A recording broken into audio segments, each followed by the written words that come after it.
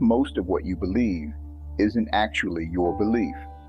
What if it's something you inherited without ever questioning it?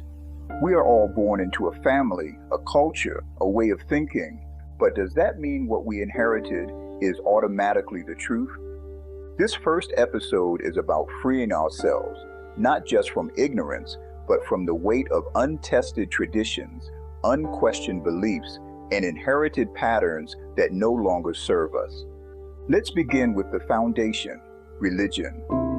As children, we believed in stories like Santa Claus, the Tooth Fairy, or the Boogeyman, not because we investigated them, but because we trusted the people who told us. In the same way, many of us inherit our religious beliefs, but trust is not the same as truth. There comes a moment when we have to ask ourselves, do I believe this because it makes sense to me, or simply because it's all I've ever known? God didn't give you a mind so you could outsource your faith. He gave it to you so you could seek, reflect, and decide for yourself. The Quran says in chapter 17, verse 36, "Do not pursue that of which you have no knowledge. Indeed, the hearing, the sight, and the heart, about all those one will be questioned, your senses, your intellect. These are sacred gifts. You are expected to use them, to examine, to test, to challenge." The culture around us thrives on blind loyalty to inherited ideologies. People fight for what they were told is right, even when it causes division or injustice. But sometimes righteousness means walking away from what you've always believed, and that is not easy. Breaking free from inherited beliefs can feel like betrayal. Betrayal of your family, your community, even your past self. But it's not betrayal, it's growth, and God honors those who seek truth over tradition. Faith isn't meant to be passed down like property, it's meant to be discovered. Belief that is never questioned cannot mature. God wants us to move from imitation to conviction. There comes a sacred moment in life where you must become the author of your own faith. When you stop repeating and start reflecting. In that reflection, you begin to see not just what you were told, but what truly resonates with your soul. Personal reflection is not a rejection of faith, it is the deepening of it. Just as a plant grows by reaching toward the light, your spirit grows by reaching toward deeper understanding. If your faith was given to you by others, it's time to make it your own. Study, reflect, question, pray, and do not fear the answers, because truth never fears investigation. The first step toward truth is the courage to question. God isn't just looking for followers, He's looking for seekers. And that same courage is what we need when we examine more than just our faith. Because the things we inherit aren't only religious, they are cultural. The next step is to look at what we call our culture and ask if we've been confusing culture with something else entirely. We often say, that's just our culture, but is it really? What if we've confused something we inherited with something that was intended? What if we're just repeating instead of reflecting? Tradition is what we inherit. Culture is what we create. Tradition is passed down, often without explanation. Culture is lived out with awareness and growth. So much of what we do, how we dress, how we marry, how we worship, comes from past generations. But do we know why we do it? Have we asked, does this still make sense for who we are today? Tradition gives comfort, it gives familiarity, it gives identity. It connects us to our ancestors, to our stories, to family pride, and that is not a bad thing. But tradition becomes a problem when it becomes unquestionable. When we follow rituals that no longer reflect reality, when we are more loyal to history than we are to truth. Culture must adapt. Tradition resists. Tradition makes us feel safe. Culture makes us grow. But what happens when tradition blocks progress? When women are denied education because it's tradition? When injustice is excused because that's just how it's always been? When harmful practices are kept alive simply because they are old? In those moments, tradition becomes a trap, not a treasure. Culture is meant to refine, not just repeat. Age does not make something true. Time does not make something right. Some ideas are old and wrong. Others are new and wise. Culture asks, what serves us now and what elevates us tomorrow?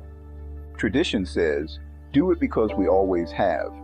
We must have the courage to question what we have inherited, because truth must guide culture. Without truth, culture becomes superstition.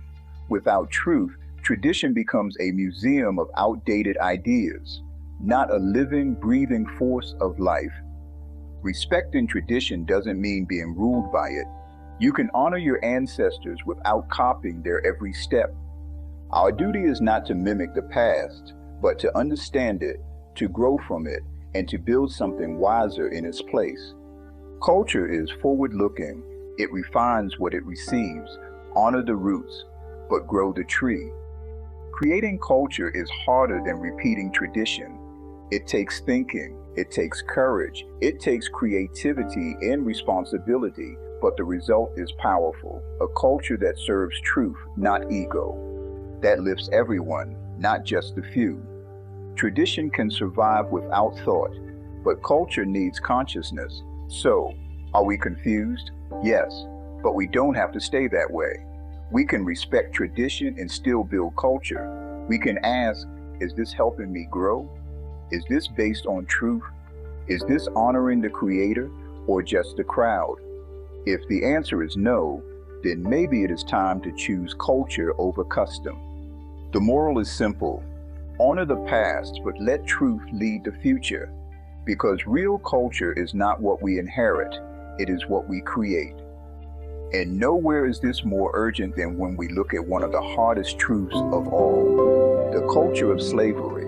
Because some of the traditions we inherited are not just outdated, they are unjust. Culture is more than food, clothing, or language. It is the behavior we inherit, often without questioning where it came from. And one of those inherited behaviors was slavery. Slavery didn't arrive in Africa as a foreign idea. It was a normalized institution built into the social and economic systems of many tribes and kingdoms. Tribal wars often ended with the losers being sold, not just into labor, but into lives of servitude across the continent and beyond. We inherited a culture where enslaving others was seen as a mark of success, where the selling of a fellow African became a family's path to wealth or power. This wasn't an exception, it was cultural, and it was passed down, generation to generation.